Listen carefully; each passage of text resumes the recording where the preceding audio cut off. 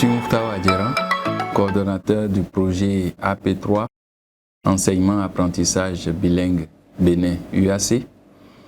Dans le cadre de ce projet-là, nous avons sollicité le ministère des enseignements maternels et primaires pour nous autoriser à collecter les données sur le terrain par le truchement d'un courrier que nous avons envoyé au niveau du ministère de l'enseignement supérieur et de la recherche scientifique. Et après cela, nous avons constitué une équipe de recherche. Docteur Idou Boni Hubert Idou, Monsieur Oscar Aka, Monsieur Mathieu Adjeran, Madame Justine Bassabi Sama Christophe et Madame Nina Arwamawe. Cette équipe est pluridisciplinaire et aussi multilingue pour tenir compte un peu des réalités de terrain. Dans le cadre des recherches de terrain, nous avons fait de belles expériences à travers l'administration des questionnaires, les observations de classe et également les échanges avec les parents et les apprenants. Le projet couvre une période d'1 an et 7 ans de novembre 2020 à novembre 2021. Les travaux de terrain ont commencé le 11 novembre 2020 à Cotonou et ont pris fin le 12 décembre 2020 à Natitengu. Lors de la collecte des données, certains parents des apprenants et enseignants nous ont accordé volontiers des interviews. Den na sukulu den na dendichen damul se sukulu kuna he ka français man dongul tlasi ri balance di dendichen man di bina musomba di no ri bana ambisaya madwa ka chow ka ci den di man metrio ka ci den di man kadrio ko he ka ya bala dendichen kurpei dei inchine kuna he ka ri bina bana batan kyo saka nerobe zate temu ni balan sumo yawe ne ban français ka besen balon banga kyomo amase ka ten yan kore atama yawe ne kora tama domi ko de ibibudera de babu son simo ke diro ka tureme bo gi atama tama na tama ke bi baba ben yigberu ni ba mumu yawe ne bo mena bo china kwa bo wesiana kwa bo meri deme bo geruna deme a yabuyen kobo kedro bezem barun keo kedro ka tureme ya sa ya ko pun ka sun wo sada kwabo se kwabo gouvernement to mowa bo kana deme ya den tura suma den yeba yem boshoro ko besen kediao deme ansibo gangia mera ka de ma ba tamben télévision ba mera ka de ma ben barun ba yemena mo ka tureme alama deme tombo batu ba tama yeba girmo bezenti benete minigu yama wene kibu mba odu no baneno no kwa gouvernement kana pumaden de suma etore dede yankuma san so gina ka gawo meri ba ma da kwa bunyorasia ikwa ba den so me ya wene boden yeko kedunu poroso. La langue française est une langue difficile pour les enfants. Donc du moment où nous avons autorisé à faire le bilingue, c'est-à-dire le français et le yoruba, moi, principalement, je suis content. Parce que ça me permet de faire passer mon message.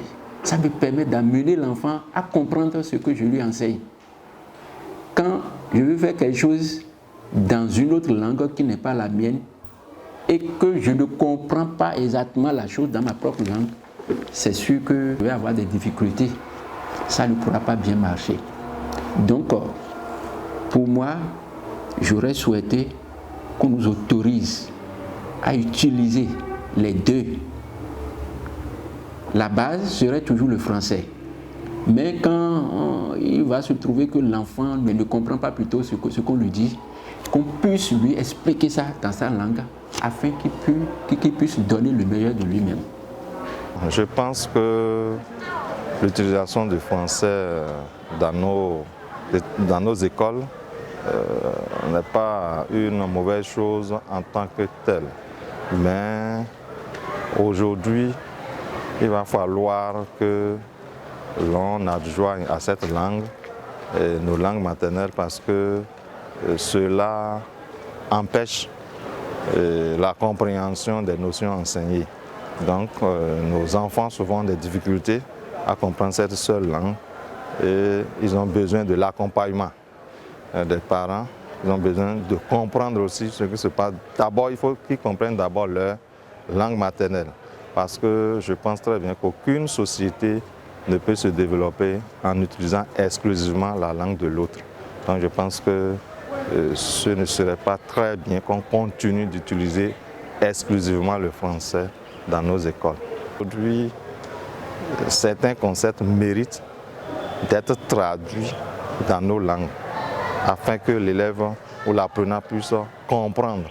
Parce que si vous ne comprenez pas votre langue et vous pensez apprendre seulement la langue de l'autre, on pense parfois connaître nos langues, mais en réalité ce n'est pas vrai. On a besoin d'apprendre aussi nos langues. Les Français que nous suivons, c'est leur langue, mais ils l'apprennent aussi à l'école. Donc je pense que ces parents-là doivent comprendre qu'il va falloir une sensibilisation plus accrue à l'endroit de ces parents-là. Aujourd'hui, nos langues sont en perte de vitesse et nos langues sont en train de mourir, si je peux le dire. Donc il faut revoir le système pour qu'au moins il y ait au moins 2 langues. Le système de bilinguisme serait adapté selon moi. Si on doit rééditer l'expérience, j'aurais souhaité qu'un travail à fond soit fait au niveau des parents, surtout à Dio. Un travail qui va se baser sur la sensibilisation. Un travail qui va amener les parents à comprendre que ce n'est pas Tchabé ni Yoruba qu'on veut enseigner à leurs enfants, mais on veut passer par le truchement de Yoruba ou bien de Tchabé pour amener les enfants à comprendre le français. C'est ça qu'ils n'avaient pas compris et ils avaient réagi contre l'expérience. Ils croyaient que c'est uniquement Yoruba qu'on enseigne aux enfants, uniquement Yoruba qu'on enseigne aux enfants. Alors qu'au finish, c'est-à-dire quand l'enfant arrive à la fin de son cursus, il n'ira pas composer, il ne sera pas évalué dans la langue maternelle. C'est en français qu'il sera évalué. Ils n'avaient pas compris ça là aussi. C'est pour cela que le pourcentage de cette langue depuis CI jusqu'au CM2 évoluait en dents de scie, évoluait en décrescendo, c'est-à-dire la langue diminuait au fur et à mesure que l'enfant évolue. La langue maternelle diminuait au fur et à mesure que l'enfant évolue. Donc, du côté des autorités, j'aurais souhaité qu'ils impliquent ceux de droit, ceux qui conviennent, ceux-là qui maîtrisent, qui les impliquent. Parce qu'au cours de l'expérimentation, ceux qui étaient indiqués n'étaient pas impliqués. Ceux qui étaient indiqués à faire le travail n'étaient pas impliqués.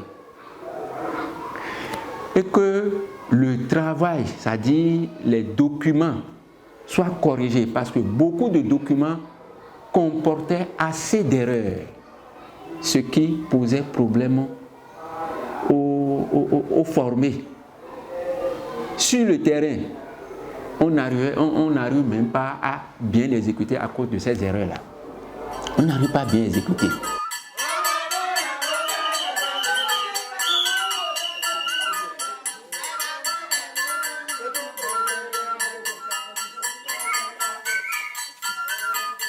Les travaux que nous avons entrepris avec le professeur adjérant et qui se sont déroulés du 11 novembre au 12 décembre sur l'ensemble du territoire national nous ont permis de parcourir différentes localités dans lesquelles nous avons eu l'opportunité de rencontrer les apprenants, leurs parents et les enseignants. Durant ce parcours, nous avons constaté que le projet intéresse à plus d'un titre les différents acteurs que nous venons de citer et surtout les parents. Il y a un parent qui m'a impressionné par rapport à ses réponses lors du déroulement du questionnaire.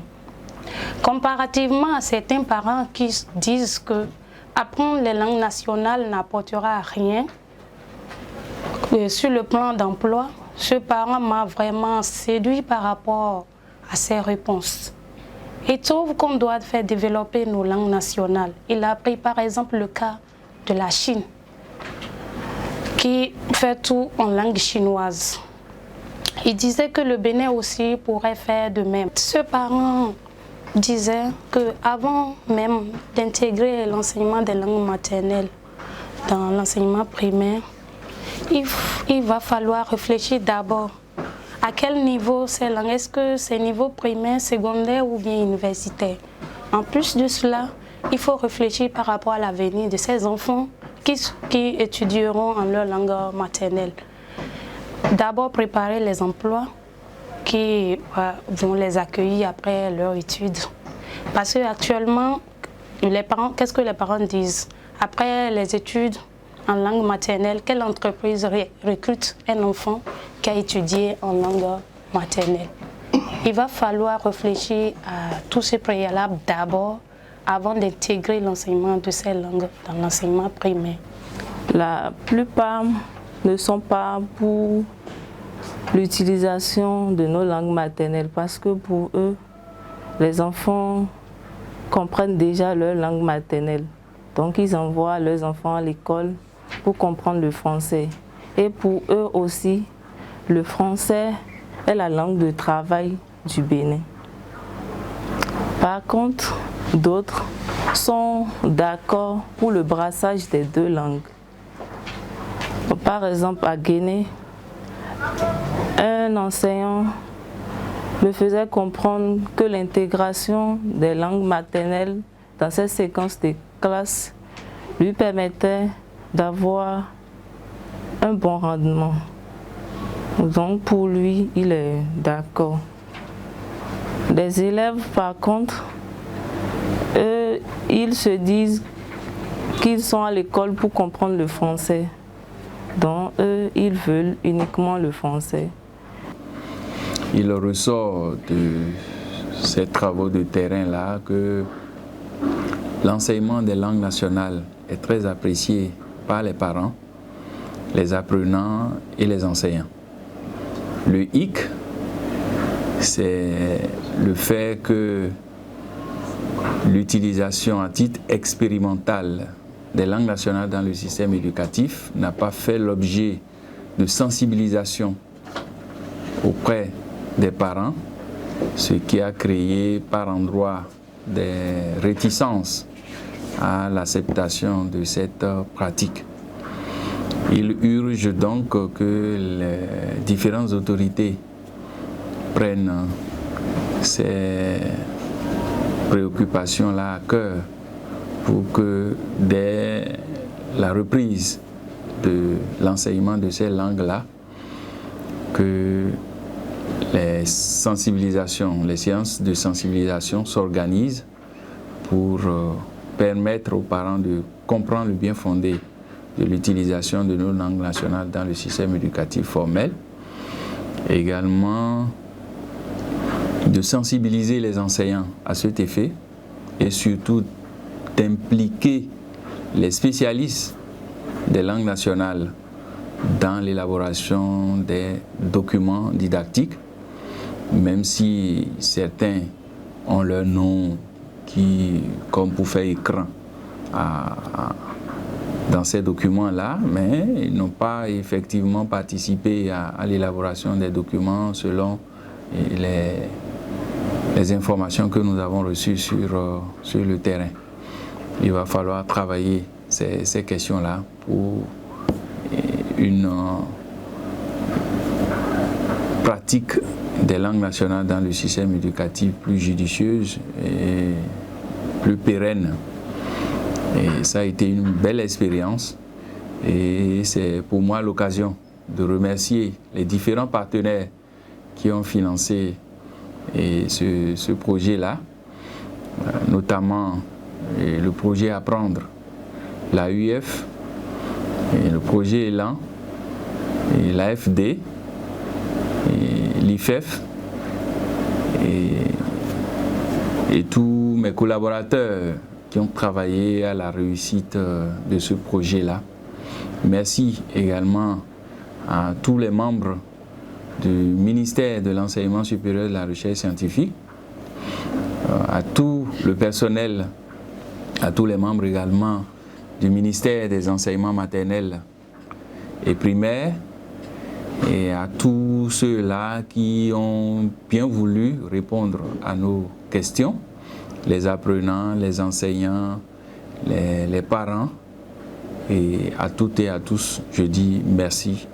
Si nous notons une représentation positive quant à l'utilisation des langues nationales dans l'enseignement, apprentissage, dans les écoles pilotes et même non expérimentales, il est à noter que les autorités à divers niveaux doivent travailler à sensibiliser les populations sur le bien fondé de l'enseignement bilingue dans notre pays et l'implication effective des spécialistes des langues nationales et avant la reprise et la généralisation de la pratique. Les différents acteurs regrettent la suspension brutale de l'expérience de l'enseignement des langues nationales aux côtés du français. Cette phase expérimentale avait été soutenue par le projet Élan.